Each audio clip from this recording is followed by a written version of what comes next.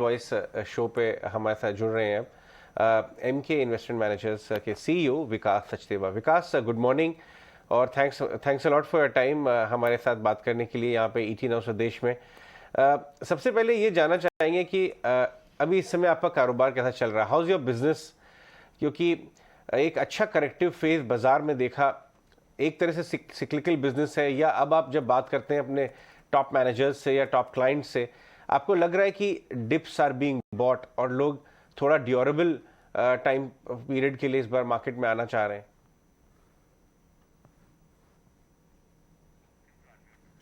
Sorry, can you hear me now? या please go ahead.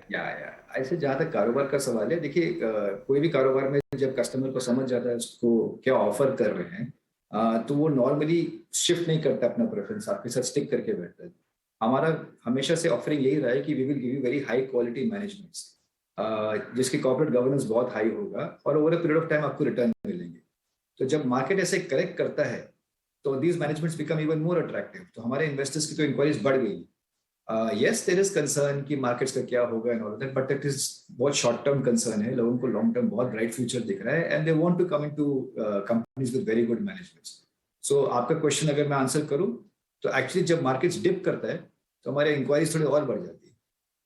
क्या बात है, बहुत ही इंटरेस्टिंग। विकास, इस आपका क्या फ्रेमवर्क इस समय बैठ रहा है बाजार को लेके? किस तरह से स्ट्रक्चर कर रहे हैं आप अपनी इन्वेस्टमेंट फिलोसफी? अगर नेक्स्ट 12 से 24 महीने आपको बाजार अप्रोच करना है, इवन लॉन्गर देन दैट, तो what are the data points you have factored in? देखिए 12 घंटे हो, 12 महीने हो, 12 साल हो, फ्रेमवर्क हमारा बहुत सिंपल है कि आज की तारीख में अगर आप फॉर एग्जांपल अगर मैं आपको एक टर्मिनोलॉजी बताऊं, ईएसजी बहुत पॉपुलर हुआ है। ईएसजी हमेशा लोग एनवायरनमेंट, सोशल और गवर्नेंस की बात करते हैं, लेकिन सबसे कम जो लोग समझते हैं और जिसको वैल्यू करते हैं वो है गवर्नेंस। हालांकि गवर्नेंस सबसे इंपॉर्टेंट चीज है।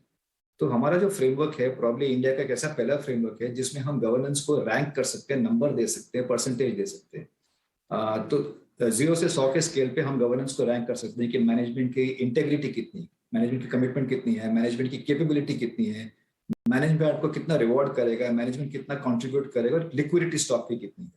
तो ये जो 5 फैक्टर है इसके ऊपर एक स्कोर आता है। उस स्कोर के जरिए फिर हम अंदाजा लगाते हैं कि मार्केट क्या के हिसाब से कितनी रिटर्न आनी चाहिए। तो फॉर एग्जांपल अगर स्कोर 70 से 75 के बीच में आता है, मतलब कंपनी के 4 में से 3 गुण मिल जाते हैं, हमको अच्छी लगती है कंपनी, और अगर कंपनी मिड कैप है तो over the next 3 to 5 years जो हमको प्राइस चाहिए वो प्राइस से हमको कम नहीं तो 18 से 21% का रिटर्न दिखना चाहिए। और 18 से 21 इज ऑल्सो फॉर्मूला कि आपका बेस रेट कितना है, आपका जो रिस्क फ्री रेट है उससे 3 से 4 गुना, 3 से 3.5 गुना आपको रिटर्न मिल सकता है कि नहीं। तो हमारा फोकस जो है हमेशा क्वालिटी ऑफ कंपनी पर जाता है। जैसे मैंने आपको बताया, अगर आपकी क्वालिटी ऑफ कंपनी अच्छी है, आपका प्राइस आपने जो उठा लिया वो अच्छा है, जैसे अभी प्राइस बहुत अच्छा है, तो आपके रिटर्न अपने आप अच्छे आ जाते हैं। तो हमारा फोकस कभी भी इतने शॉर्ट टर्म जो ऊपर नीचे होता है मार्केट, उसके ऊपर बहुत रेयरली डिस्ट्रैक्ट होते हैं। तो हमारा फ्रेमवर्क बहुत ही क्लियर है।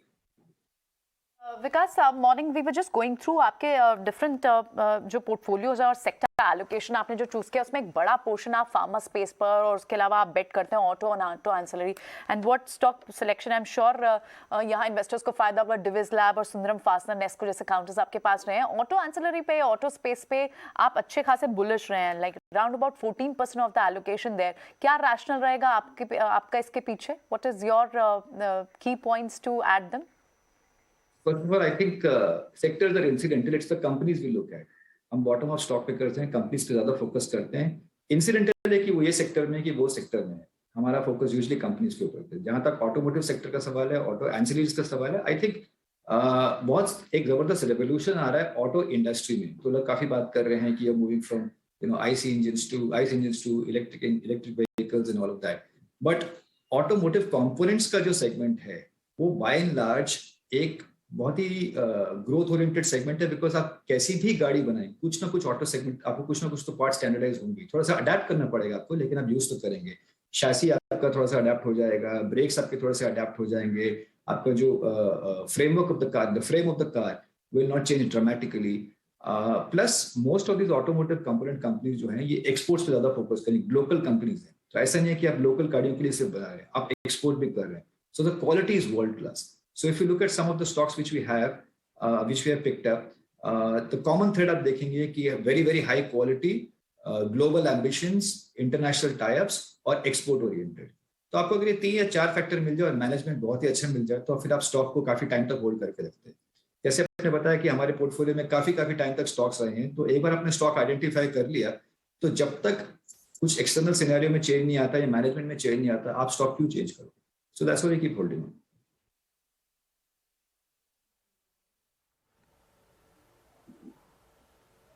ओके विकास, हाय, पूजा या आपके पोर्टफोलियो में देख रहे थे, इसमें कुछ एक्सपोजर आपका टेलीकॉम में भी है। इस सेक्टर को लेकर क्या व्यू बन रहा है आपका सर? क्योंकि हमने देखा कि हाल फिलहाल में काफ़ी सारी कंपनियों ने टैरिफ हाइक अनाउंस किया और कुछ अच्छे डेवलपमेंट्स भी हुए हैं, कुछ सरकार की तरफ से भी राहत देने की बातचीत यहाँ पर लगातार की जा रही है रिलीफ देने के लिए सेक्टर को। तो ओवरऑल इस सेक्टर को लेकर क्या व्यू बन रहा है आपका?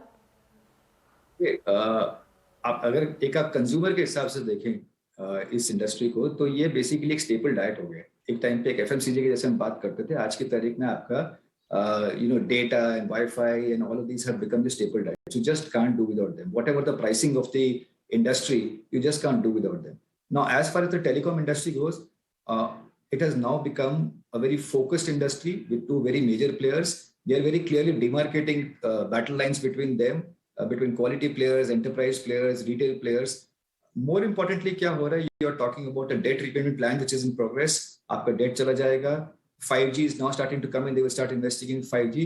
But at the end of the day, if you look at it, आपका consumer उसको अभी भी use कर रहा है और वो consumer demand is becoming more inelastic. Consumer का dependence हर चीज पे बढ़ता जा रहा है. So as a sector, I think, not being in telecom is probably not a choice. The only reason why you will not be in telecom is अगर आपको उसका pricing overvalued लगता है. But again, if you're talking about 2, 2.5, 3 companies in this country which are driving telecom sector, you have to be part of that. Right. विकास, एक broader question India के corporate India के earning cycle पे। आपने इतने पहले cycles देखे हैं, इस बार जब आप अपने यूनिवर्स की कंपनी से इंटरेक्ट करते हैं ऑलमोस्ट पीरियोडिकली, तो आपको क्या नज़र आ रहा है कि ये अर्निंग साइकिल रोबस्ट होता जा रहा है या इसमें हिकअप्स आएंगे, मार्जिन प्रेशर्स जैसे कुछ डिमांड जैसे, या आपको लग रहा है कि इस बार रनवे जो है अर्निंग साइकिल का काफ़ी बड़ा खुला हुआ है? व्हेन यू स्पीक टू, मतलब अक्रॉस सेक्टर्स जब आप बात कर रहे हैं, क्या दिख रहा है आपको?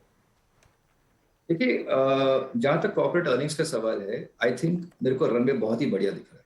शॉर्ट टर्म में प्रेशर्स हो सकता है कि आपको कुछ आ जाए, लेकिन अगर आप यहाँ से 8 से 10 साल की बात करें तो 2-3 चीजें साइमल्टेनियसली हो रही है। एक तो गवर्नमेंट इज नाउ स्टेपिंग इन और आपको इंसेंटिव्स दे रहा है, for example for production, not just for setting up a business but for production. They giving you production link incentives and they spreading it across the industry. Number 2 is they're encouraging foreign capital to come in a major way. Today you have states now competing for companies to come and set up. Pehle it used to be India going and saying come to India. Now you have a Maharashtra going and you have a Bihar going and you have a Chhattisgarh going and telling please come, we will give you the best of facilities. So from that point of view, I think ease of doing business is starting to go up. The third thing which is not really apparent right now, आपका जो skilled labor shortage है उसके लिए government ने skill India से जितना focus किया है वो भी थोड़ा थोड़ा करके ईज होना शुरू हो जाएगा. But if I look at a broader holistic level, corporate balance sheets are deleveraging very aggressively. If you look at all the high debt companies like steel companies and all of that, they are deleveraging. Already बातें शुरू हो गई है in terms of capex cycle. It's really not apparent right now. अगर आप credit pickup देखें तो mostly retail ही हुआ है, लेकिन next 6 से 12 महीने के अंदर ऐसा अंदाजा है कि corporate demand will start picking up dramatically, and that will have a ripple effect across the economy. तो अगर आप मुझसे बात करें next 3-5, in fact मेरा पर्सनल व्यू ये है, strictly my personal view, that next 10 साल जो हैं वो एशिया के हैं, और अगर आप एशिया के अंदर 3 या 4 कंट्रीज दिखते हैं जो इसका सबसे ज्यादा फायदा उठा सकते हैं, वो है India. One of the countries is India. आज तक हमेशा यही रहा है कि India is an elephant waiting to dance and ये प्रॉब्लम है, लेकिन now there is a proactive way of looking at things, there is a proactive way of addressing things, and every aspect of the government, even if they talk about the regulator, the RBI, they are proactively trying to support the industry. So मेरे हिसाब से तो बहुत जबरदस्त runway है, और आदमी को अगर इन्वेस्टर आ रहा है इस मार्केट के अंदर, they should just keep buying on dips.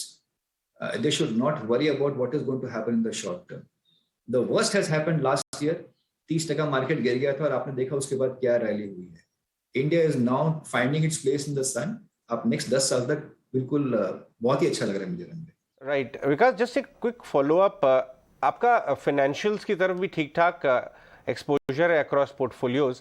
Financials last 2 साल में बहुत ही बड़े लैगार्ड रहे हैं और सिर्फ रिटेल एंड क्रेडिट ग्रोथ था, कॉर्पोरेट था ही नहीं, इनफैक्ट डी लेवर कर रहे थे, दे वर श्रिंकिंग द बैलेंस शीट। तो ये वाला पोर्शन तो परफॉर्म किया ही नहीं होगा आपके पोर्टफोलियो में भी, you must be fielding queries around it. Are you confident now कि आगे 12 to 24 मंथ्स में री लेवर का भी एक साइकिल वापस स्टार्ट हो सकता है, which will get credit growth back? Oh, yes, absolutely. Absolutely. I think, to use a very cliched phrase, the stars are aligning for that. 2 साल के डी ग्रोथ के बाद आप देखिए डी ग्रोथ हुआ क्यों है, for a variety of reasons, NPI recognition, slowing down of the economy, supply chain issues. But if you look at corporate India, they have taken advantage of the bounce back which is happening. They have deleveraged their balance sheets. They're going global, and now in corporate boardrooms there is a talk of capex coming back. So private capex will come back very, very strongly over the next 6 to 12 months, which is what will start reflecting in the bank balance sheets. So personally, I think high quality names in the BFSI sector, one should just pick up. One should not wait for too long. And the last few days has actually shown that irrespective of quality of the stock which you have, when the markets are in a mood to be wobbly, आपके सारे stock एक साथ ही गिरा देंगे. तो इससे अच्छी opportunity कुछ हो ही नहीं सकती. I am very bullish in the banking sector. Right Vikas, तो कुछ सेक्टर्स की बात की आपने, बैंकिंग की बात की, क्रेडिट ग्रोथ सर्टनली एक बिग ट्रिगर है, और उसके अलावा कई सारे आपने थीम्स की बात करी, इंफ्रा और कंस्ट्रक्शन स्पेस से, और दूसरे थीम्स आपको क्या लगता है बाजार के लिए होंगे? क्योंकि आप 10 साल का जो हराइजन बता रहे हैं उससे ऑफकोर्स स्ट्रेंथ मिलती है कि as an investor market is going to reward for another 10 years, but कौन कौन से और सेक्टर्स एंड स्पेस है जहां पर नजर बनानी चाहिए इन्वेस्टर्स को? देखिए, हालांकि हमने कुछ स्टॉक्स उसी हिसाब से उठाए, लेकिन मैं आपको बताता हूँ, अगर आप एक ब्रॉड फ्रेमवर्क पे देखें, काफी चीजें जो डिस्कस होती है वो तो सबको पता है, लेकिन शॉर्टेज क्या हो सकती है इस कंट्री के अंदर और कौन सी कंपनी उसको एड्रेस करिए. स्किल्ड लेबर का एक बहुत बड़ा शॉर्टेज होने वाला है इस कंट्री के अंदर. अभी ग्रोथ होगी, ऑलरेडी आप देख रहे हैं स्किल्ड लेबर का शॉर्टेज है. तो any company which is into training, education, skilled labour, galvanizing the blue collar workforce will do extremely well. दूसरी तरफ अगर आप देखें, कंजम्पशन पैटर्न्स चेंज हो रहे हैं. आज तक कंजम्पशन बाय एंड लार्ज, मैं थोड़ा सा जनरलाइज कर रहा हूँ, by and large used to be FMCG and you talking about white goods and all of that. लेकिन कंजम्पशन के मायने चेंज हो रहे हैं.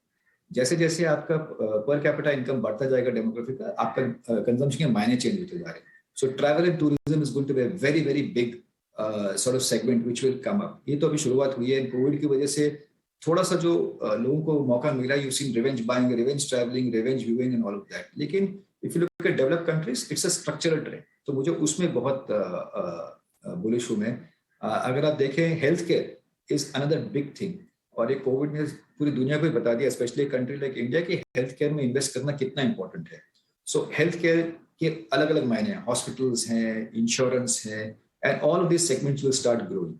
So, this is the broad trend I'm seeing going forward.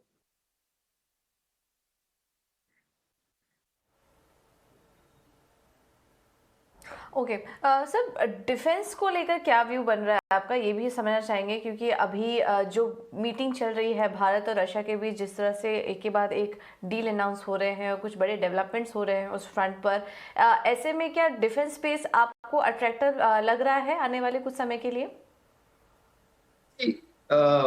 Let me put it this way, that this is, although we don't have a view on defense at this point of time, but this is strictly my personal view. I think this is one of the industries which has rewarded investors very well globally.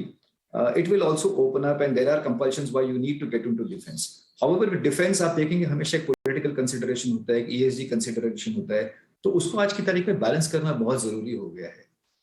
Having said that, अगर defence segment सही मायने में खुलना शुरू हो जाए, already शुरू हो गया, सही मायने में खुलना शुरू हो जाए, तो काफी एम्प्लॉयमेंट जनरेशन अपॉर्चुनिटीज हैं, काफी मेक इन इंडिया अपॉर्चुनिटीज हैं, कंपनीज लोकलाइज करेंगे काफी parts, and we can turn out to be sort of a global supplier of defence equipment to emerging economies. So I think we are moving towards that, but like I said, this is a strictly personal view. At a segment level, I don't think we've discussed defense too much. Right Vikas, काफ़ी complex है इसमें positions लेना. Earning काफ़ी lop sided होती हैं, एक quarter में 4 quarter की अर्निंग्स आ सकती हैं, तो फोरकास्टिंग भी काफ़ी कॉम्प्लेक्स है. बात तो सही है, लेकिन अपॉर्चुनिटी साइज तो है. अभी हमने देखा कि उत्तर प्रदेश में एक ब्रह्मोस मिसाइल के पार्ट्स टाइटेनियम डाइऑक्साइड टाइप के बहुत ही कास्ट एलॉयज, बहुत ही कॉम्प्लेक्स चीज़ें जो अभी तक हम प्योरली इंपोर्ट करते थे रशिया से, उसकी एक फैक्ट्री डल गई। वहाँ डिफेंस कॉरिडोर की बात हो रही है और काफ़ी बड़े नंबर्स की बात हो रही है। खैर, इस पर काफ़ी रिसर्च करने की स्कोप तो है। But defense is not just weapons and missiles. You see, defense can get into technology trucks and technology and telecom and equipment and all of that, which will have a little bit more predictable sort of growth path rather than lumpy growth path. But like I said, it's early days and we've not really discussed this segment so far. So I would rather stick to my own personal view rather than an official view. Sports पे आपका क्या view है? I mean beyond the traditional exports, pharma और IT के beyond, से chemicals और textiles पे काफ़ी एक्सपोर्ट्स हो रहा है, इंजीनियरिंग गुड्स के एक्सपोर्ट्स आर बूमिंग, उसमें आपने कुछ काम किया है क्या एक्सपोर्ट्स की, नॉन ट्रेडिशनल एक्सपोर्ट्स की तरफ? I think when you talk about India emerging as a manufacturing destination, you're talking about global majors coming in, you're talking about ease of doing business. As a natural corollary, your country will tend to become an export hub. Okay, so whether it's the regular exports which you talk about or non-traditional exports which you talk about, वो एक framework शुरू हो जाएगा. I mean, one of the reasons why we are doing this PLI scheme, the government is doing this PLI scheme, is primarily to make sure that there is exports. You have global majors coming in. Now the global majors come into this country. यहाँ पे बनाएंगे, यहाँ पे बेचेंगे भी. India itself is a very, very big market. After China, there is no other big market in the world like India. So if you're coming to India, you're not just making in India, you're selling in India, but you're also exporting from India. So I think the runway is very huge. When it comes to industries like chemical industries and the like, I think there is always going to be an ESG consideration. There will be a lot of industries which will want to move to countries like India because they're very polluting or there are issues in their country or there is probably a concentration risk in a country. That we will have to balance from the local point of view. जितनी भी countries ने grow किया in all these industries like chemicals, when they've exported them, the ESG considerations were not so harsh earlier. So they've actually gotten away with it and they've done really, really well. We are going to grow in a very different environment. So we will have to balance a lot of things. Alright Vikas, साथ ही आप metal space पर आपके view जानना चाहेंगे, कैसे देख रहे हैं? क्योंकि कमोडिटी प्राइसेस ग्लोबली जिस तरह की डिस्क्रिप्शन हो रही है, चल रही है, उसको देखते हुए आपको लगता है कि होम ग्रोन ब्रांड्स को इसका फायदा मिलेगा, होम ग्रोन मेटल पैक को यहाँ ऐड करना चाहिए? See, it's a difficult question to answer because we have not been very big investors in commodities ourselves at a group level because the earning predictability becomes very difficult to gauge. जो businesses हम डालते हैं, जैसे मैंने बोला quality businesses, one of the biggest things about quality is कि आपको एक प्रेडिक्टेबल ग्रोथ पाथ दिखता है. नेक्स्ट 3 साल 5 साल 10 साल का आपको ग्रोथ पाथ दिखता है. मेटल्स इनफैक्ट कमोडिटीज में काफी स्विंग्स होते हैं. But if I have to give you a sweeping statement, if I have to give a ballpark thing, I think 2 things which are happening. One is deleveraging, which is a very, very major thing. So far, all of these companies had gone in for inorganic acquisitions, levered the balance sheet, demand itna nahi tha. I think all of those things are receding. They're becoming globally competitive. The second thing is, I think they are turning to sources of power which are a little bit more green in nature, which are a little bit more cost effective in nature. That will affect cost of production. The third and most important thing is, I think they're going global. They're looking at it from a very, very different perspective. It is not just to cater to the local demand and worry about one country dumping here and all that. It is now our country itself looking at exporting globally. So uske मायने change हो जाएंगे. Yes, there will be issues in terms of short-term gyrations. But if you look at it, all the sectors which are growing, whether it's in terms of infrastructure, real estate, and the like, they will all need commodities in a big way. So from at least the medium term point of view, I will not be too unduly worried. And I think there is a cycle underway which might do very well for metals. But investing in metal stocks right now or looking at metal sector right now is a call I don't want to take because we really don't track it that way.